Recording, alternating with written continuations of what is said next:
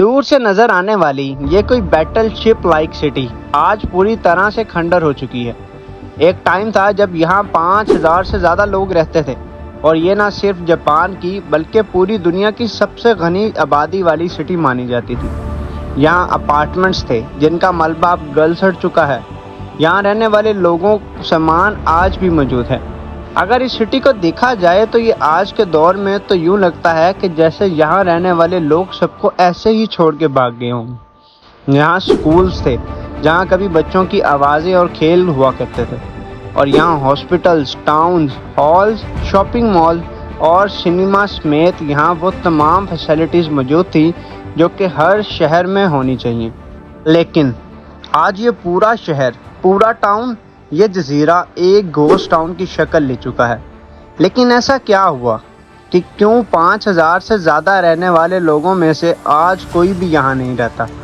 آخر کیا وجہ تھی کہ جاپان نے 35 سال تک سب کو یہاں آنے سے روک رکھا تھا؟ کیوں تمام لوگ اس سٹی سے نکل گئے؟ آخر لوگوں نے اسے کیوں چھوڑا؟ جاپان کی اکانومی کو بوسٹ کرنے والے شہر کو آخر کیوں 35 سال تک بین کر دیا گیا؟ ہر کسی کے لیے۔ دوستوں، یہ جو آپ کھنڈرات دیکھ رہے ہیں، ان کے پیچھے کی کیا کہانی ہے، چلیں جانتے ہیں پروفیسر جیری کی آج کی اس ویڈیو میں۔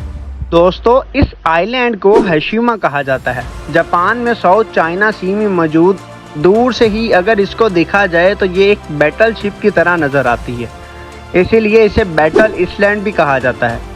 اگر دیکھا جائے تو سمندر کے اس علاقے میں ٹوٹل 500 آئی لینڈ ہیں، لیکن ہاشیما کی کہانی ان سب سے الگ ہے۔ اس کے علاوہ باقی آئی لینڈ کافی ہرے بھرے ہیں، لیکن ہاشیما ایک پتھر کی طرح سمندر میں ابھرا ہوا ہے۔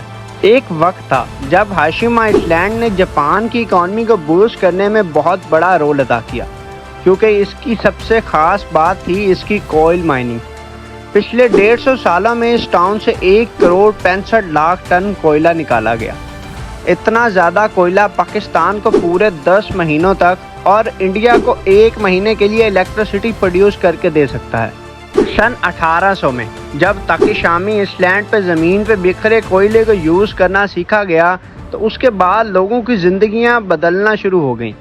لوگ اس کوئلے کو اکٹھا کرتے اور اپنے گھروں کو گرم کرتے تھے۔ دوستوں، اسی کوئلے کی وجہ سے جاپان کی اکانومی کو بوسٹ ملا، اور دیکھتے ہی دیکھتے ناگاساکی پورٹ پہلا انٹرنیشنل شپنگ پورٹ بن گیا۔ امریکہ اور چائنا کے درمیان یہ پہلا سٹاپ پورٹ بن گیا تھا جہاں پہ انٹرنیشنل کارگو سیلنگ شپس رکتی تھیں۔ اسی دوران ویسٹرن کنٹریز اور امریکن اپنی شپس کے انجنز کو سٹیم انجنز سے ریپلیس کر رہے تھے، جن کے چلانے کے لیے ایک ہی چیز کی ضرورت تھی، اور وہ ہے کوئلہ۔ جب یہ شپس ناگاساکی پورٹ پہ آ کے رکتی تھی تو انہیں فیلنگ کے لیے کوئلے کی ضرورت ہوتی۔ اس کے چلتے لوگوں نے تاکیشامی آئی لینڈ سے کوئلہ بیچنا اور کھودنا شروع کر دیا، جس سے انہوں نے وہاں موجود سارے کوئلے کو نکال لیا اور بیچ دیا۔ اب کوئلے کی ڈیمانڈ زیادہ ہونے کی وجہ سے جاپان نے ایز پاس کے آئی لینڈ سے کوئلے کی دریافت شروع کر دی، لیکن انہیں ہاشیما آئی لینڈ کے علاوہ کسی پہ اتنی زیادہ مقدار میں کوئل نہ ملا، اور یہ کوئلہ انہیں آنے والی نسلوں کے لیے کافی تھا۔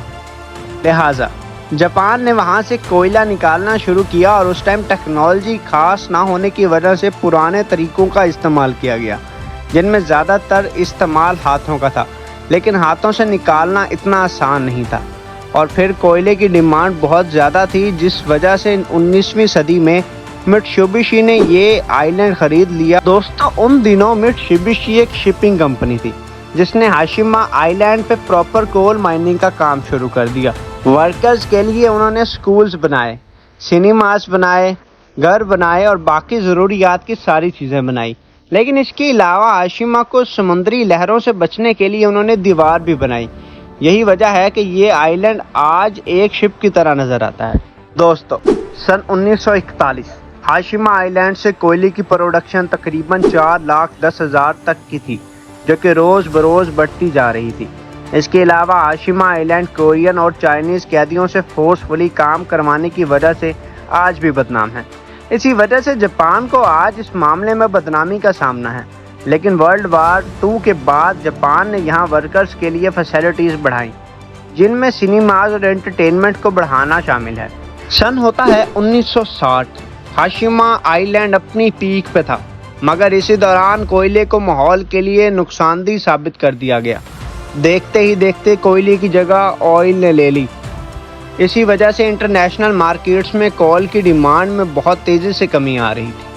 आहिस्ता आहिस्ता कोल माइंस बंद होने लगी। इसके अलावा हाशमी आइलैंड पे कोल माइनिंग बहुत डिफिकल्ट थी और साथ ही साथ जब भी समुद्री तूफान या वैसे ही तेज़ लहरों की वजह से आइलैंड की दीवार को काफ़ी नुकसान होता था और वो काफ़ी जगहों से टूट जाती थी, जिससे बहुत ज़्यादा खर्चा आता था।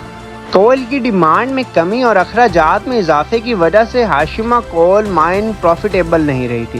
नाज़रीन, इन्हीं सब के चलते 15 जनवरी 1974 में कंपनीज ने ऑफिशियली कोल माइन को बंद कर दिया। बिना जॉब और फिर हिफाजत ना होने की वजह से तमाम लोगों ने तेज़ी से हाशिमा आइलैंड को छोड़ना शुरू कर दिया और देखते ही देखते ये एक वीरान खंडर में बदल गया।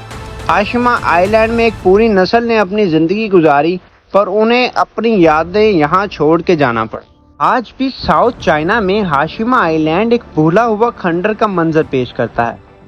21वीं सदी में हाशिमा को दोबारा डिस्कवर किया गया, लेकिन वो अब एक घोस्ट टाउन बन चुका है।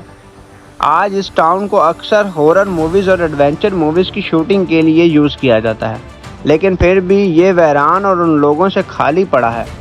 तो ये थी हमारी आज की वीडियो। आप लोगों को कैसी लगी कमेंट सेक्शन में ज़रूर बताएं।